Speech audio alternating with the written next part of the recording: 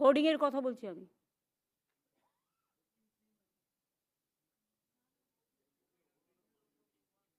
কি বলবো, হোর্ডিং করে রেখে দেয়, পরে দাম বাড়িয়ে যখন বাজারে পাওয়া যায় না তখন সেটা বেশি দামে বিক্রি করে। এই হোর্ডিং কোথায় কোথায় মানে প্রচুর মজুদ আছে দেখে নিন তো কালোবাজারিদের কাছে, দেখে নিন, দেখে নিয়ে সেটা সুলভ বাংলায়, সুফল বাংলায় একদম ছেড়ে দিন। এটা কে দেখে? ইবি ডিপার্টমেন্ট, ম্যাম আমি বলছি ম্যাম, এনফোর্সমেন্ট ব্রাঞ্চের কে দেখে? ম্যাম ডিজিইবি দেখেন ম্যাম। তিনি এখানে উপস্থিত আছেন? না এখানে নেই ম্যাম। এমনিতে ম্যাম আমাদের সুফল বাংলা আপনার নির্দেশ মতন আমরা 160 বাড়িয়েছিলাম, এখন 640 আছে। আর যেমন আপনি নির্দেশ দিলেন আমরা জেলা থেকে সরাসরি সবজি কিনে প্রচুর আনাচ্ছি কলকাতায়, সবজি দাম সবটা অনেক কমে গেছে ম্যাম। আর টিমগুলো ভিজিট করছে কলকাতা, কয়েকটা জায়গায় সমস্যা ছিল সেখানে সিপি সাহেব এবং কেএমসি থেকেও কিন্তু টিম পাঠিয়ে কন্ট্রোল করা হয়েছে ম্যাম। শীতকালে সবজির দাম কমে, এটা মাথায় রেখো। গ্রামের নিশ্চয়ই। চাষিদের থেকে সবজি কিনে বাজারে সাপ্লাই করো। সেটা করছি ম্যাম। 85 এখন সেন্টারে চলছে ম্যাম, এই বছর আমরা চালু করলাম।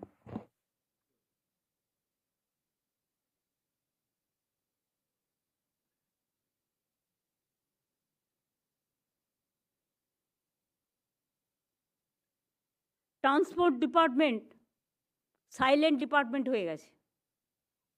অনেক লোক রাস্তায় দাঁড়িয়ে থাকে, কখনো কি সার্ভে করে দেখেছেন কোথায় কোথায় বেশি লোক দাঁড়িয়ে থাকে অফিস ছুটির পর, যেখানে বাসের ফ্রিকোয়েন্সি বাড়াতে পারে, বাসের ফ্রিকোয়েন্সি বাড়লে তারা যাতায়াত করতে পারে? আমার চোখেতে প্রায় পড়ে। মিনিস্টার নিজে কখনো ভিজিট করেছেন? সারপ্রাইজ কলকাতার জায়গাগুলো নিয়ে ট্রান্সপোর্ট সেক্রেটারি করেছে কখনো? হ্যাঁ দিদি, আমরা ফ্রিকোয়েন্সি বাড়িয়েছি কিছু, এবং কিছু কিছু এবং কথাটার অর্থ কি? কিছু কথাটার কোনো অর্থ হয় না। তুমি একটা ট্রান্সপোর্ট মিনিস্টার, তোমাকে মাথায় রাখতে হবে কিছু কথার কোনো উত্তর নেই। মানুষ যাতে অফিসে যাবার সময়, অফিস ফেরত বা অন্যান্য সময় ঠিকমতো যাতায়াত করতে পারে সেটা দেখতে হবে। কলকাতায় মাঝে মাঝে ঘুরে দেখো ওয়ার্কিং ডেগুলোতে, কোথায় কোথায়, শুধু কলকাতায় একটা জায়গায় গেলে হবে না, সারা কলকাতা ঘুরতে হবে, ইনক্লুডিং আইটি সেক্টর, ইনক্লুডিং হসপিটালগুলোর সামনে আফটার ভিজিটিং আওয়ার্স।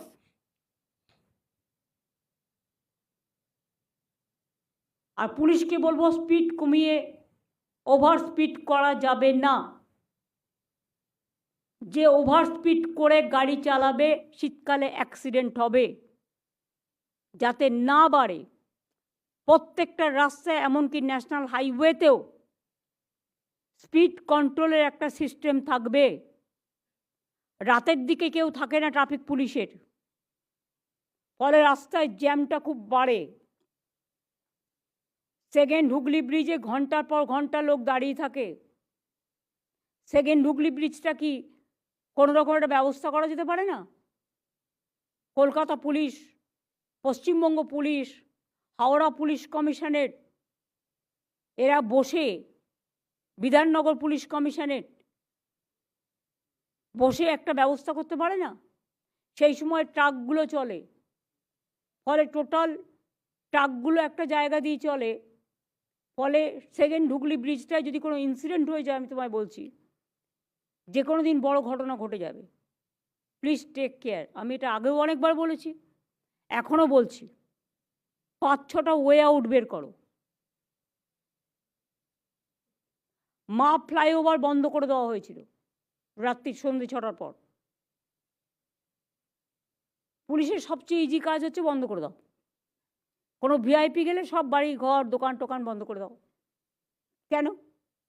চালু রেখে সব তো করা যায়, করা যায় নাকি?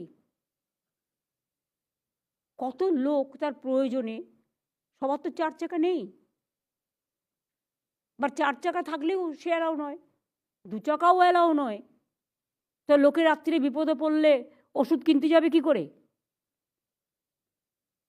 হসপিটালে যাবে কি করে? রাত বেরোতে কেউ কোনো বিপদে পড়লে সে যাতায়াত করবে কি করে? দু একটা লোকের জন্য সমগ্র সমাজ তো দায়ী নয়। মা আচার্য জগদীশচন্দ্র বসু রোড এগুলো আমরা 40 কিলোমিটার স্পিড করে দিয়েছি সন্ধ্যে 7টা থেকে। তাহলে ভদ্রভাবে সবাই যাতায়াত করবে। আর যেসব জায়গাগুলো ফাঁক রয়ে গেছে এখনো, সেই ফাঁকগুলোকে বন্ধ করতে হবে। ববি নেই, চলে গেছে, বাট আরবান ডিপার্টমেন্টের বিনোদ আছে এখানে নিশ্চয়ই। गुलाम आसी मैम। কুণাল কে আছে? गुलाम अली मैम। গোলাম আলী, তোমাদের লক্ষ্য রাখতে হবে, একবার ভিজিট করো यस मैम। কোন কোন জায়গাগুলো ফাঁকা আছে। Yes ma'am. পুলিশের সাথে কথা বলে সেটাকে ব্লক করতে হবে, ओके मैम। যাতে কোনো গাড়ি গড়িয়ে না পড়ে। मैम।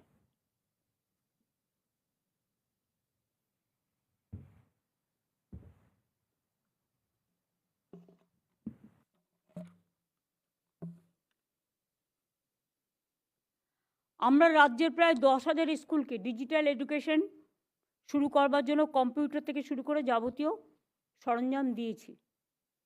সে কাজ কতদূর এগোলো? আমি স্কুল এডুকেশন ডিপার্টমেন্টকে বলবো, যদি কাজ এখনও বাকি থাকে ইমিডিয়েট এটাকে শুরু করা। 2, আমি কাগজে দেখলাম, আমি জানতাম না। আমি চিফ সেক্রেটারিকেও জিজ্ঞেস করলাম, চিফ সেক্রেটারিও জানতো না। প্রাথমিক স্তরের সেমিস্টার তো পলিসি ডিসিশন এডুকেশনে যখন you are education minister, but please remember, if there is a new policy decision please consult us. দিদি আমি ওটা কাগজ আমিও দেখে পরশুদিন সেক্রেটারির সঙ্গে কথা বলে পরশুদিন রাতে চিফ সেক্রেটারির কাছে প্লেস করেছি। আপনি কনসেন্ট দিলে তবে নোটিফিকেশন হবে। কাগজে আগে বেরোলো কি করে? প্রেস কনফারেন্স করে আমি দিয়েছি। কোনো কথা শুনতে চাই না, পাবলিক তো জেনে গেল আগে। যা মেসেজ যাওয়ার চলে গেছে, ওটা হবে না। ঠিক আছে দিদি। 4 জন অ্যাডভাইজার সিদ্ধান্ত নিয়ে বলে দিল আর হয়ে গেল। বাচ্চাগুলোর আমি চাই ভার কমাতে, কাদের ব্যাগ কমাতে। ওদের যদি আমরা ভার বাড়িয়ে দিই, এমনিতেই পড়াশোনার ভার এখন খুব বেশি, ওইটুকু বাচ্চারা কথা বলতেই পারে না, টুইঙ্কেল টুইঙ্কেল লিটল স্টার বলতে পারে না। তাদের পড়ানো হয়, শেখানো হয়, তো সেমিস্টার বলবে। একটা 1-এর বাচ্চা কি সেমিস্টার দেবে? না 2-এর বাচ্চা কি সেমিস্টার দেবে? কলেজে যেটা চলে স্কুলে সেটা চলে না। না দিদি আমি বলেছি। স্কুলে এগুলো হয় না। স্কুল যা প্রথা চলছে তাই চলবে। কলেজ ইউনিভার্সিটিতে শুরু হয়েছে, তারা অভ্যস্ত হয়ে গেছে, তারা জানে। তারা অনেকটা এখন আজকের যুগে মডার্নাইজ হয়ে গেছে, তারা জানতে পারে ব্যাপারগুলো, এবং এটা অলরেডি চালু হয়ে গেছে। তাই তাদের এটা প্রবলেম থাকে না। কিন্তু প্রবলেম এটা থাকে বাচ্চাদের, অফকোর্স স্কুলের বাচ্চাদের থাকবেই। স্কুলে কোনো সেমিস্টার টেমিস্টার চলবে না। আর আমি বলবো, এডুকেশনের ব্যাপারে নতুন করে কোনো পলিসি নিলে please let us know first before press. প্রেসে যখন একটা সাবজেক্ট যায়, মানুষ মনে করে এটাই সত্যি, গরুর রচনা করার মতো। এটা তোমাদের বুঝতে হবে। প্রেসকে একটা খাইয়ে দিলাম, নিউজ দিতে হলো। এখন আবার নিয়ম হচ্ছে করে খাইয়ে দেয়, ভাত খাইয়ে দেয় না, নিউজ খাইয়ে দেয়। নিউজটা কি না, ওখান থেকে অমুক দাদা নিউজটা পাঠালেন, অমুক দিদি নিউজটা পাঠালেন। কেন সামনাসামনি বলতে হবে? অসুবিধার কী আছে? আর এটা প্রেস মিডিয়াকেও আমি রিকোয়েস্ট করব যে কারো মুখের কথা শুনে সঠিক তথ্য না পেলে, ঘোড়ার মুখের কথা না শুনে, আপনারা প্লিজ এইসব ব্যাপারগুলো কে পাঠালো আর কে পাঠালো না এর মধ্যে নির্ভর করবেন না। গভর্নমেন্ট যখন কোনো নতুন কাজ করে, সেটা গভর্নমেন্ট লেভেলে আলোচনা করে সবাই মিলে সিদ্ধান্ত নিয়ে সেটা পাঠায়। যারা পেছন থেকে পাঠায় তারা ব্যাকডেটেড, তাদের ব্যাকবোনটা একটু দুর্বল। আর যারা সামনে থেকে ফেস করে তাদের মেরুদণ্ডটা একটু সোজা। এবং সেটা সত্য।